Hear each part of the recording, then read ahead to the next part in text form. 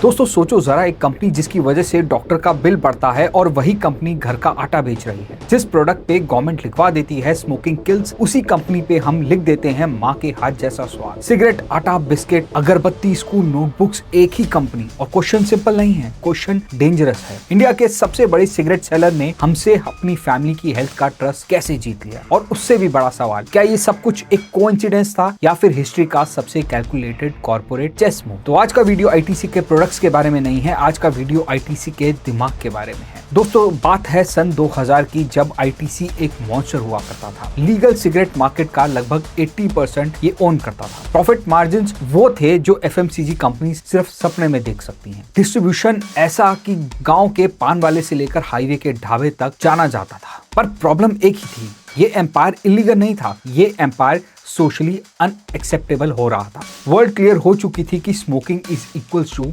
Slow death. और दोस्तों जब सोसाइटी किसी चीज को इमोरल मानने लगती है तो गवर्नमेंट सिर्फ टाइम लेती है एक्शन लेने पर। और आईटीसी को पता था हमारा दुश्मन कंपटीशन नहीं है, हमारा दुश्मन रेगुलेशंस है। और सन 2003 में इंडियन गवर्नमेंट लाई एक लॉ जिसका नाम था COTPA, यानी कि cigarette and other tobacco products act. Paper पे ये लॉ डेथ सेंटेंस की तरह लग रहा था, जिसमें आपकी एड्स बैन थी, स्मोकिंग पब्लिक एरिया में रिस्ट्रिक्टेड थी और सिगरेट पैक्स पर एक वार्निंग इमेजेस लगाना जरूरी हो गया था। टैक्सेस बढ़ने लगे थे। अब सोचो तुम एक प्रोडक्ट बेच रहे हो जिसके बॉक्स पर तुम खुद ही लिख रहे हो कि ये प्रोडक्ट आपको मार सकता है, और नॉर्मल कंपनी होती तो कब की कोलैप्स कर जाती। आईटीसी इससे और भी ज्यादा स्ट्रॉन्ग होता गया और यहीं से गेम भी पलट गया। अब थोड़ा समझते हैं ये रेगुलेशन से एक्सीडेंटली कैसे एक मोनोपोली क्रिएट हो गई। COTPA ने एक चीज किल कर दी जिसका नाम था एडवर्टाइजिंग, पर आईटीसी को एडवर्टाइजिंग की जरूरत ही नहीं थी। अब ऐसा क्यों? क्योंकि स्मोकर्स को सिगरेट याद दिलाने की जरूरत नहीं होती। वो एक हैबिट है, रूटीन है और एक एडिक्शन है। न्यू ब्रांड्स ऑलमोस्ट डेड हो रहे थे, फॉरेन प्लेयर्स की एंट्री ब्लॉक्ड हो चुकी थी, ब्रांड वॉर्स फ्रोजन हो चुकी थी। बस यहीं से गेम ओवर हो जाता है। रेगुलेशन ने कंपटीशन को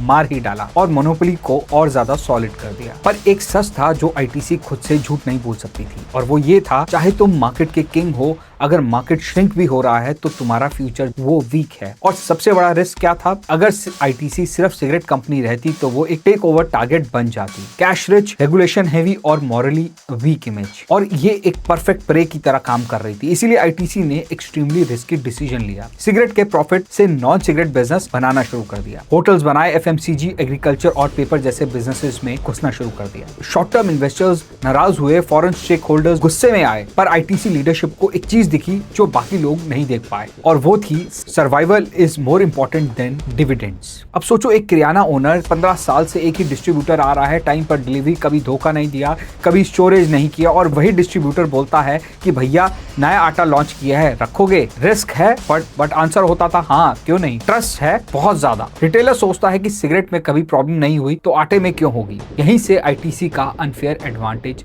स्टार्ट होने लगा। कॉम्पिटिटर्स को ट्रस्ट बिल्ड करने में 10 साल लगते हैं, लेकिन आईटीसी को बिल्कुल भी समय नहीं लगा। अब सबसे डेंजरस सवाल, क्या आप सिगरेट कंपनी का आटा खरीदेंगे?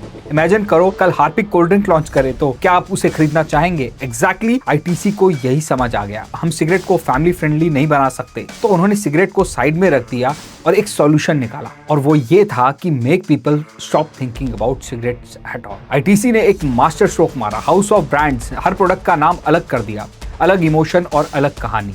आटे पे लगा दिया माँ का प्यार, बिस्किट्स पे लगा दिया चाइल्डहुड हैप्पीनेस, और नोटबुक्स पे लिख दिया ड्रीम एंड फ्यूचर, अगरबत्ती पे लिख दिया फेथ एंड प्योरिटी, और सिगरेट्स सिर्फ एक साइलेंट कैश मशीन बन गया। लोगों के दिमाग में आईटीसी का मतलब चेंज होने लगा। आज किसी से पूछो आईटीसी क्या करता है तो जवाब होता है आटा, बिस्किट और होटल्स।